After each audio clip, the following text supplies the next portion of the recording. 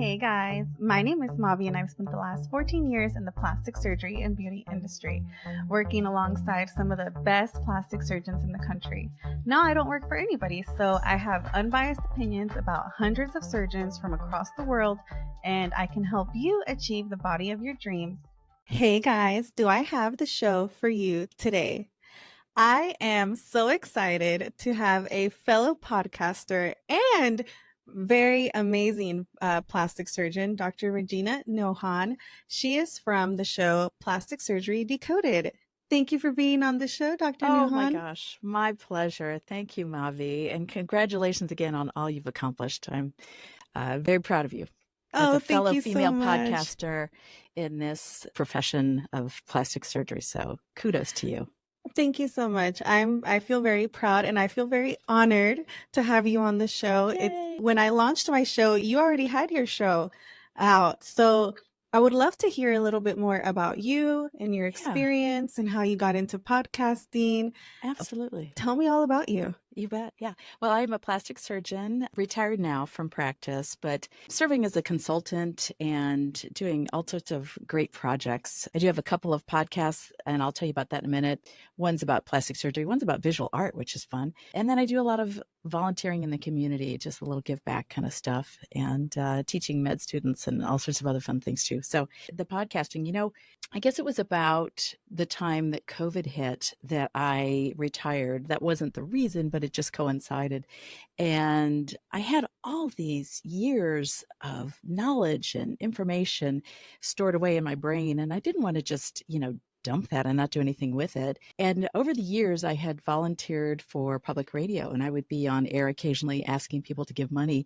And people would say, "Hey, you have a good radio voice." And I'm thinking, what if I combine my knowledge with my voice? And then that is a way that I can continue to contribute even after retiring from practice. So that's what I did. I started a podcast to educate the public about plastic surgery, much like you do. And, this was during COVID. So I couldn't just go to a studio or anything like that. I had to kind of teach myself how to record, how to edit, and, all that stuff that I'm sure you've had to learn how to do. 4 years later, here we are. And Here we are. it's just been a delight. I've got about over 80 episodes now, and it's just been so much fun. I'll just explain, the first 40 episodes were just me talking about a topic and trying to impart my knowledge. And then I was running out of topics. And so I decided, hey, I think I can start interviewing people. So really, I've been interviewing my colleagues from around the country, and we'll just, chew the fat and talk about plastic surgery. So that's it. Isn't it amazing how when you start talking about something that you love, the conversation just flows?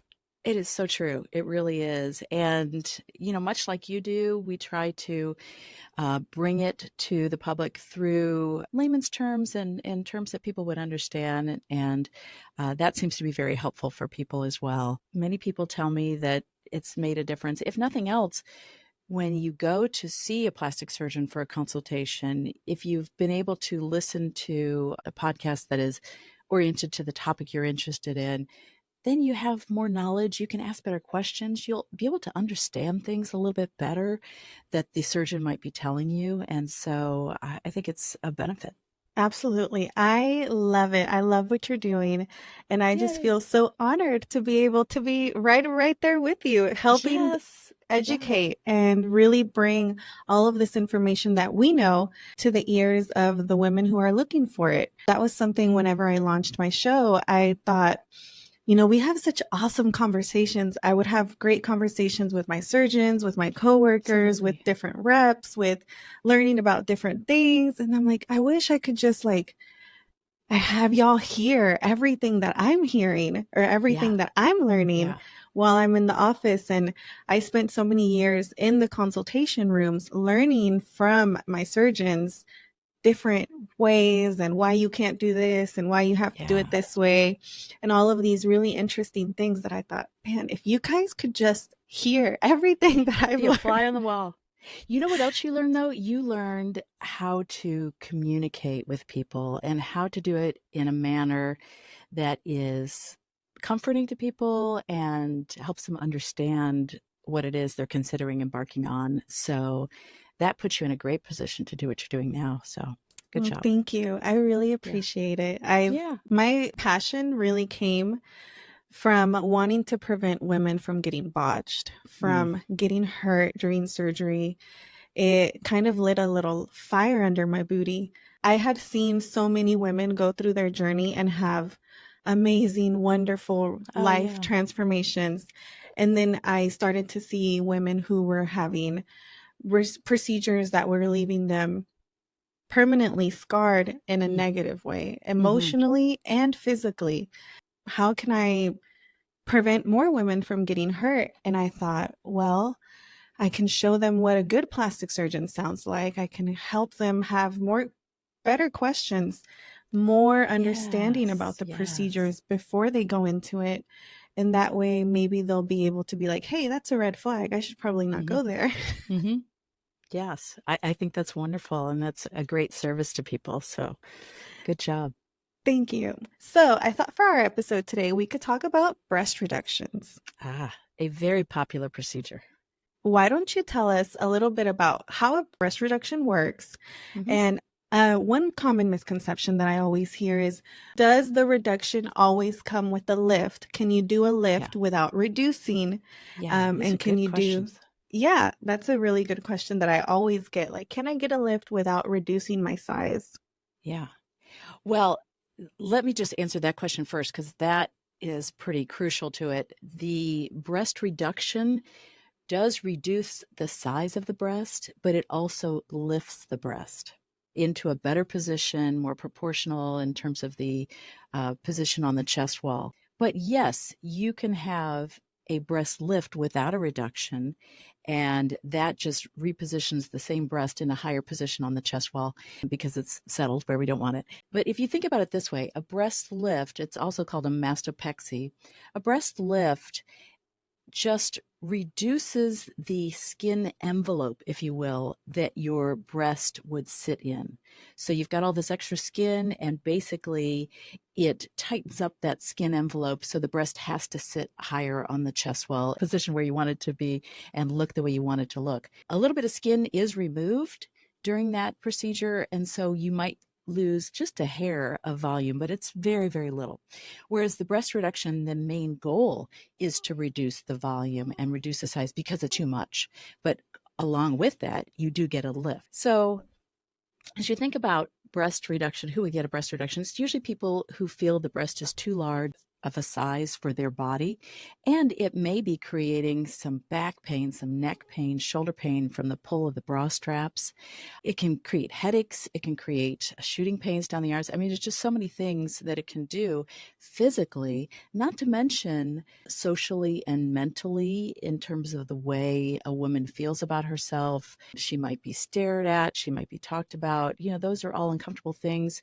And not just for, everyday women, but even younger women who are still learning about their bodies and trying to figure out who they are, and to be defined by your breasts because that's what people see when you walk in the room can be just so uncomfortable.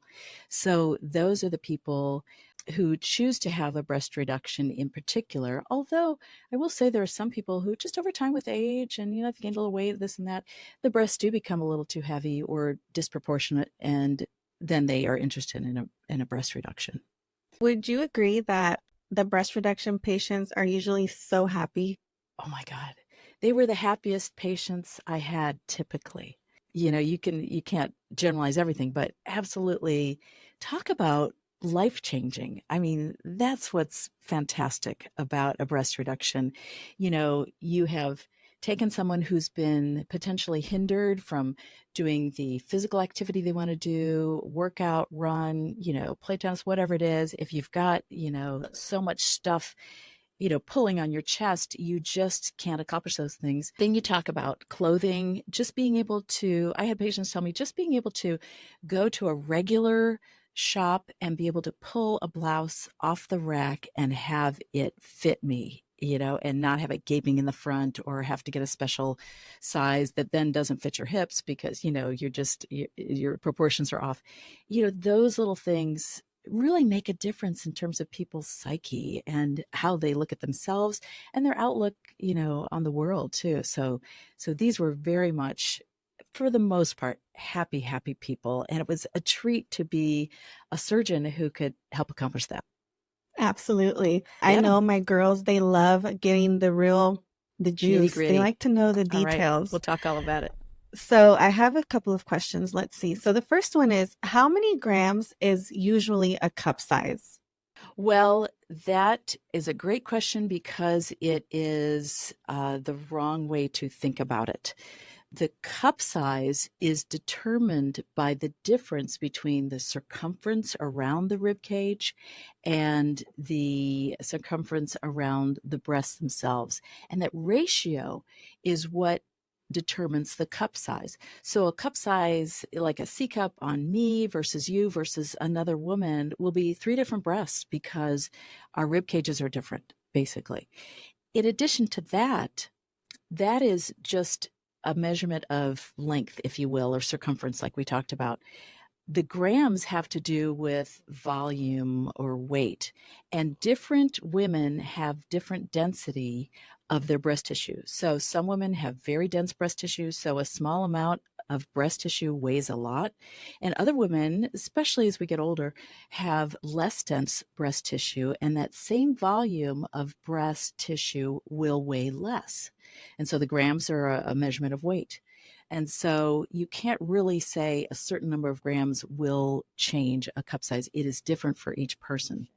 But I will say that sometimes insurance will cover this procedure and sometimes they don't. But if they do, they usually base it on the weight of the tissue that was removed, how many grams. And I think that might be where some of that question comes from. And again, it's based on the insurance company will look on a little chart, basically. They'll look at height and weight of the patient, and then they'll determine how many grams need to come off before they consider it medically necessary, which is not the greatest way to do it, but we're stuck with that system. So the weight of the breast tissue removed during a reduction cannot accurately predict the new cup size, but your surgeon is very skilled at looking at what you're starting with and getting a ballpark idea of about how much weight of the breast in grams needs to come off to get to that desired cup size, if that makes sense. And that is a great response. That's a question that I get asked all the time. How many grams? Like, how do I know what cup size I'm going to be based on how many grams I have to get removed? Yeah, all the time. It really comes down to your surgeon being very experienced and being able to guide you because that answer will be different for every single patient. And you can't just look at a chart for that one, unfortunately. Absolutely. So the next question is breastfeeding after a breast question. reduction. Excellent question. People of breastfeeding age are often worried about this. There are 2 ways that breastfeeding might be impacted. The first has to do with the nipple. Basically, for a typical breast reduction procedure, the nipple is intentionally kept intact. So you're preserving the ability, first of all, preserving blood supply to the nipple to keep it alive. And then you're also preserving those milk ducts, those lactating ducts that will go from the breast tissue or the breast glands out through the nipple to the baby. So you're wanting to preserve those. There can be some problems during the surgery where the nipple doesn't survive or the nipple has to be detached and put back on because the breast is so enormous you just can't keep it attached. And that's rare. But those things do occur. And then the second thing is how much breast tissue is left, how much milk can be produced to sustain a baby. You might have enough breast tissue left to produce milk, but will it be enough for a baby? Now, most times it is, I'll tell you, because people who have large breasts can produce an overabundance of milk. But it is something that people worry about. And I do recall a study years ago that tried to look at what percentage of women could still breastfeed after breast reduction, and it was the vast majority of women who could still breastfeed. But again, you can't count on it, and you really have to be cognizant of the fact that that could become a problem, though it is on the lower side of the risks. I always saw in the office young girls who were coming in for breast reductions. Yes. And I think a lot of my audience is very young. Probably my age range is from like 23 to 56 is what my stats are. So why don't we give our younger audience who are considering a breast reduction a little information on maybe when should they start considering a breast reduction if they're not of age yet? Should they wait? When do they know they're going to stop growing? Can the breast tissue Yes. grow back after a Yes. breast reduction? These are great questions. Absolutely. Yes, we would actually, when I was practicing, we would get teenagers who would come in sometimes because they're, again, as we were talking about, their breasts are so heavy, they can't do the sports they want to do, getting stared at or teased by boys or, et cetera, et cetera. And their parents would bring them in for consultation. I usually preferred to wait until they were 18 and could sign their own consent form. However, in certain cases where the parents were really on board and it was clear that it was indicated and really needed for this person, then we would do that a little bit early. And as long as their pediatrician was good with it. But the concept of when you know you're safe in terms of have I stopped breast growth, because you don't want to do a reduction and then find that the breasts are still growing and then you feel like you need a second reduction. So I would tell patients when your bra size has been stable for 2 years, you're pretty good. The likelihood of increasing from that point is pretty low. Now, if you do gain weight at some point, your breasts are going to get larger as well. And even after doing a breast reduction, you may feel after you've gained weight, oh gosh, I could use a touch up here because I've just gotten fuller. It really is something that is pretty stable once you're at that same bra size for 2 years. The other thing I will mention is that occasionally some women are placed on hormonal treatment at some point in their lives, and that can impact breast growth. It can start breast growth again at that point. Is it can be enough that they feel like they need a revision? Probably not, but you never know. But certainly could have an effect. That's a wonderful answer. Well, thank you. So the next question I have is going back to the nipples, nipple sensitivity, and what can a patient usually expect when they, not just with reductions, but also with lifts as far as nipple sensitivity? Well, with a lift, again, because we're just removing excess skin, which is pretty superficial, they may have some temporary numbness, but it really will not be because there is a nerve, like the deeper nerves impacted, because it is a more superficial procedure. Risks are there always, but not high. With a reduction, we do have to cut into the breast tissue to remove some of it, and it's done very strategically to shape the breast just the way you want it to be. Even with that, it is not common to have permanent sensory deficits or sensory loss, but it can happen on occasion. Now, it is not uncommon for people to come back in after surgery, and especially those first few months or first few weeks even, feel like, this part of my breast is still numb after surgery. But usually the area that's numb will gradually decrease in size until it goes away. But every once in a while, there can be somebody who does lose the sensation of a significant portion of the breast or the nipple like that. But it's not a high risk. I love to hear that. I love to hear the answer. Yeah. So what are the most common complications that you see after a breast reduction? Just like any procedure, any surgical procedure, there are risks of infection or bleeding. Those aren't big risks, but they're things that we do worry about, and we do try to take precautions against them. If there was a significant bleeding problem in one breast, that would be called a hematoma, and that would be something we'd have to go back to the operating room for, generally within, the first 24 hours or so that it's noticed. The risk of that is low, but it's there. And those two procedures, bleeding and infection, are probably the more common complications of breast reduction, even though they're not common among themselves. Other complications we worry about, I alluded to this a little bit before, what blood supply to the nipple. We're trying to do this procedure by keeping the nipple intact and trying to preserve its blood supply.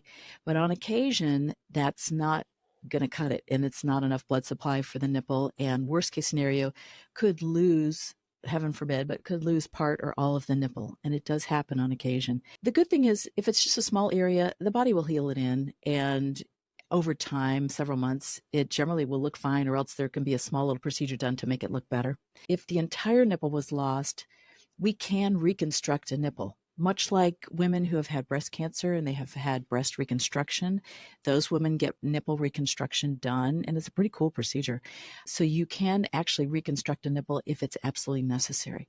Now, the only problem is it would not have the sensation of a nipple, but it would look pretty darn good. So other potential risks would be what we call wound dehiscence, or wound trying to separate, because we try to pull things together pretty snug to really give nice shape to the new breast and its new position.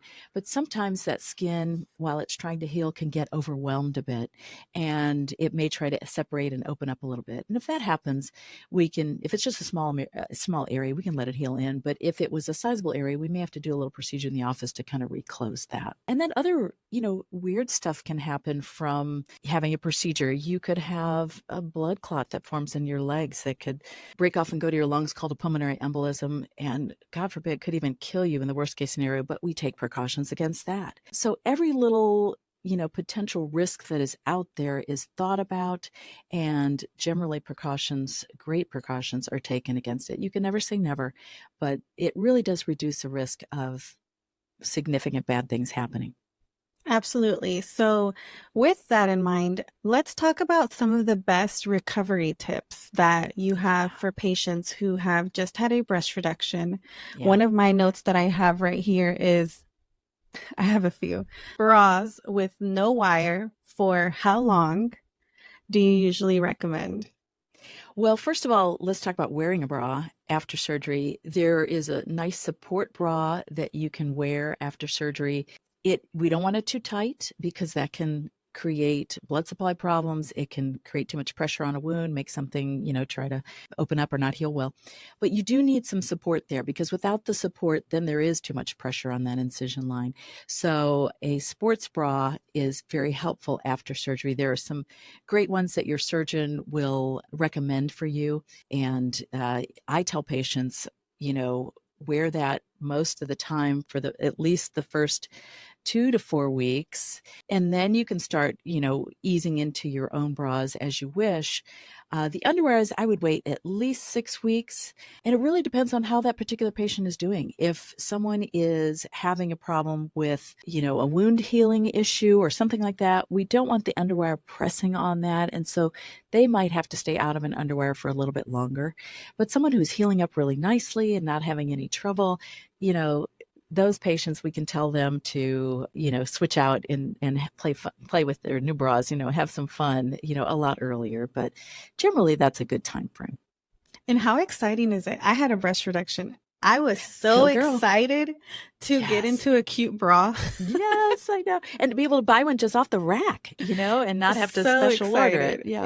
I was so excited because I had been wearing I don't want to say like old grandma bras, but kind of. They weren't beautiful. They weren't like cute and sexy like how I wanted to wear them until I had my breast reduction, and I was like, I'm so excited I can wear cute like a new bras life now. Yeah. Freedom.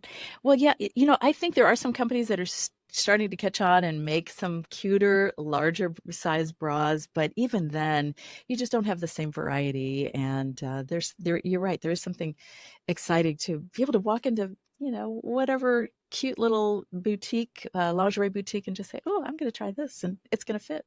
And it's going to fit, and I'm going to love it. And I still have cleavage, and I still have some volume, but I'm not overwhelmed with my shoulder straps. That was my biggest complaint. The shoulder straps, just having shoulder grooving and hunched over just from having such large breasts. Some people would get skin breakdown, blistering, and things like that, under the bra straps. And even on their chest wall underneath the breast, they would have, rashes and blisters and skin breakdown, just really difficult. So something that's really funny that I like to tell my girls, because I saw it happen while I was in the office. I saw an infection from a husband putting his mouth on a nipple too soon after surgery. Oh, so yeah, that's a no-no. Yeah, we humans, we have a lot of bad bacteria in our mouths, in our saliva, and there is bacteria that's just on the skin itself that the body has to fight. But when you start introducing new bacteria to the area, you can really create some problems. So, I would say avoid that until probably, frankly, 4 weeks, in my opinion. That maybe sound a little conservative, but you really don't want to introduce a problem. And even at that point, if there's a little bit of wound healing that still has to occur or something has broken down a little bit, then you want to wait even longer. So Absolutely. just got to be safe. Once I tell them, once everything's closed, your incisions are completely closed, then you can start having fun. But until then, tell them no. Yes, yes. Keep your hands off. Exactly. And your mouth. And your mouth. Yeah, right. I love that. So, okay. These other notes that I have here are for protecting their incisions while they're in these bras. Mm-hmm. And what do you usually recommend for patients to use to protect their incisions during those first few weeks? Well, there are lots of different things available to people these days.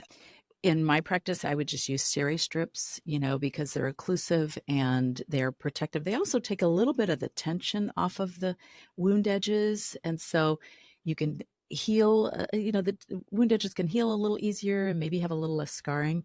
But there are all sorts of silicone sheeting and hydrocolloid dressings and various things that are available. And the interesting thing that you've talked to 10 different plastic surgeons and they will each recommend a different product. And so that's why I hate to be specific about a certain product, but do trust your surgeon because they're dealing with wounds every day and they know what's working best in their hands.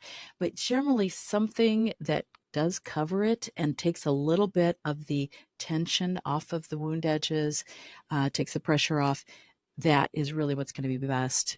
Not only for healing, but like I said, for scarring too, because we know that scarring can be increased and more problematic if there is a lot of pull or a lot of tension on the wound edges. And so if we can do something to reduce that, to ease that up, then we end up with a little bit less problematic scarring. And of course, scarring is not always in the control of the surgeon. It has to do with the genetics of the patient as well, and just the way they're pre-programmed to heal. Some people will form and lay down thicker scar than others, but there are things that we can do to help encourage better scarring, if you will. Absolutely. I like to recommend, I don't talk about what's on their incisions as much as what they can do to protect their incisions from the bra. So I have here in my notes, get yourself some ABD pads and maybe some gauze to keep over your incisions, between your incisions and your bra. Because sometimes, like for me, my nipples were hypersensitive during my recovery. Yeah. So any little touch would be like, oh no. Just drive you crazy. Yeah. Drive me crazy. So I used like a thick, just stack of gauze and would cover each side and would pad my incisions just to give them an extra little bit of protection from my sports bra. And in the sports bra, I like to recommend you guys get something that zips in the front, very easy to zip, easy access. Easy access, has thick straps, not any of those like skinny strap bras. You want some thick straps on the top on your shoulders and also on the bottom, a thicker band. Yeah. The skinny bands, they can kind of dig into if you wear them and you're moving around, they kind of dig in. But the ones that are thicker band, they stay put and you put them underneath. Let me think.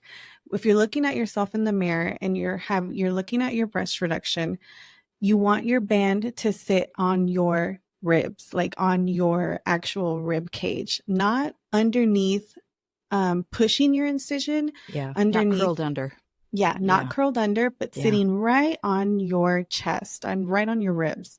So those are my two recommendations that I have for my girls who are going through a breast reduction. These tips helped me during my recovery. And let me tell y'all what happened. I had my son. He was little. He was probably about 2 years old. at this point, he was sleeping in my bed with me. And at night, I was in my little pillow fort with all of these pillows protecting me. And he still managed to throw a foot over and boom, land right on my right chest.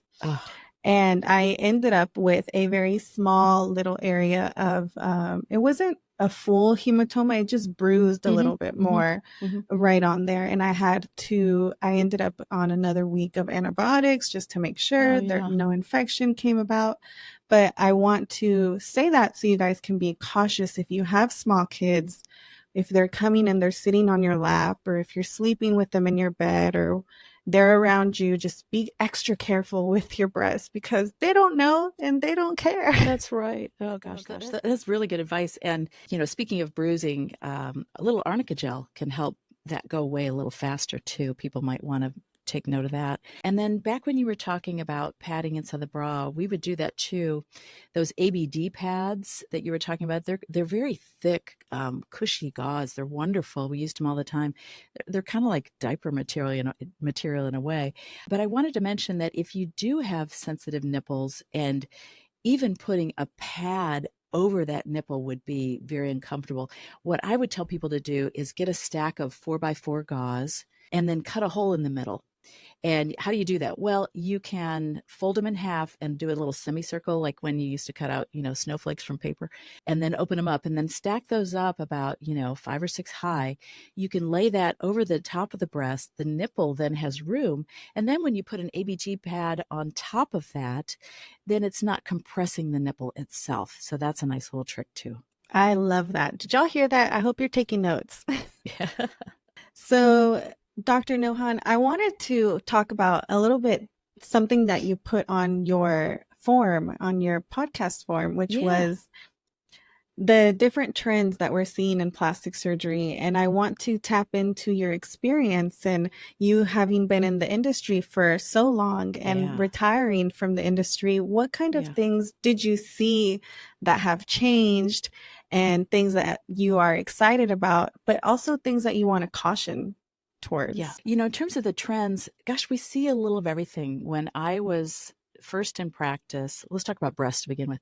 When I was first in practice, for years, everyone was wanting bigger.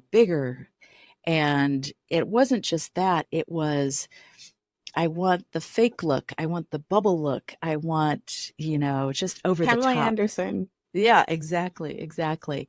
And then towards the later years of my practice, and what's going on now is, everybody wants a little of everything. So there's always going to be somebody who wants this and wants that. But the trend is a more natural look and not quite so big. And even some of those women who had larger implants were coming in, I still need an implant, but I want something smaller. And I don't want to be so full at this point. So that's an interesting thing. There are other trends. One of the things I do want to caution people about is that we're so aware of trends now just because of social media. The ramping up of social media over the last decade or two has really been incredible. And it's a great tool, but it is also something that you have to take with a grain of salt.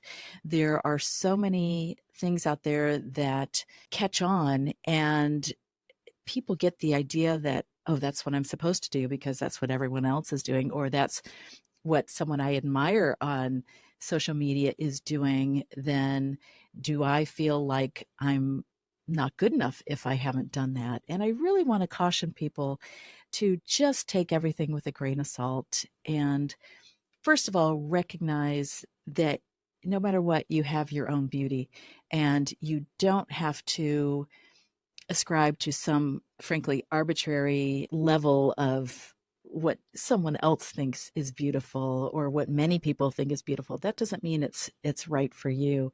And so I do caution people to be careful about that, just for your own personal health, to not feel like you have to go out and do this because it's the hot thing. Now, I will say on the converse of that, if you have decided that, you know what, I do really want to do this procedure, I think this will be great for me, I'm going to enjoy it, and I want to pursue it, then that is the beauty of plastic surgery these days. The technology and the advances that have come about and continue to come about are just amazing. And it's a lot of fun. There's just so many cool things we can do, but you want to do it carefully, you want to be cautious, and you want to do it safely. Some of that is going to a board certified plastic surgeon, et cetera, et cetera. I'm sure that's been drilled into people time and time again, but it is important. And just be careful what you're getting into and make sure you're doing it for the right reasons. One other thing I'll say is that because there's more to choose from that is non-surgical, and that's lovely, but it can also lead some people to become so-called overdone. And we've all seen those, whether it's celebrities or influencers or whoever, you just take one look and you just think, oh, that doesn't look natural. That face just doesn't look like, what's going on there. So how does that happen? Well, I can tell you it happens gradually. It doesn't happen by someone going in and just saying, do all this stuff for me all at once and blah, blah, blah, blah, blah. And then, oh my gosh, it's too much. No, it happens because someone wants correction or improvement in their appearance. And they get a little filler, they get this or that. And then it's not quite enough. It hasn't made the change they're looking for. They might actually need a surgical procedure, but they don't want a surgical procedure. And they're trying to find a way around that, how to avoid a facelift or this or that. So they keep going back and they add more and they add more. And then it becomes a real problem. They no longer look natural. The other factor is there's a difference between a static appearance and a dynamic appearance. And what do I mean by that? Well, static is just looking at a picture on social media and thinking, oh, I want to look like that. Well, that person might look great in the static setting, meaning they don't move. But once they get into the dynamic setting, they start moving their face, they start trying to talk and communicate, then things just look really off. And so beauty in the static does not mean beauty in the dynamic. So you do have to be careful about that as well. That is such a good tip to point out. We hadn't talked about that on the show. And I think it's something that's very important. I would notice whenever I was in the office that patients were bringing in photos or wish pics of people where I'm like, this is very clearly face tuned. This is not how they actually look. There's different filters that this girl has on, or that let's look at a video of her. And we have looked at videos and I'm like, see, this is not how she actually looks. That's just a filter on a picture. Yeah. And you are absolutely right about it's social media and how it's influencing how we think we should look, or how the ideal beauty look is. And something that I think it's very important for all of us to think about is everybody is beautiful in their own different way. Absolutely. And having your own look and just wanting to be the best version of yourself, I think is the best way to stay true to yourself, stay true to aging gracefully. I think that's something that we should, as a society, take in, aging gracefully, and not trying to look like somebody else because they're famous or because they are a celebrity or an influencer, and just wanting to look more like you. Younger you, maybe. Yeah. Well, as you say, aging gracefully, it's okay to have a little help, it's the key to look as good as you can for your age. Just accept that you have beauty at every single age in your life. And so enjoy that. And it's okay to enhance and embellish and, tweak a little bit here and there, but enjoy that beauty that you have and that you have earned after all those years of living. And if I can impart that on people, I think I've done some good. Yeah, absolutely. There's a story I was actually watching in the headlines, and they were talking about a celebrity who was aging gracefully. And I'm thinking, like, she's had work done. They think that she hasn't had any work done. That just means the work she's had has been an amazing work. Right. Somebody did a really good job on her, because you guys think that this is completely natural. Yeah. Oh my gosh. It's easy to get fooled too.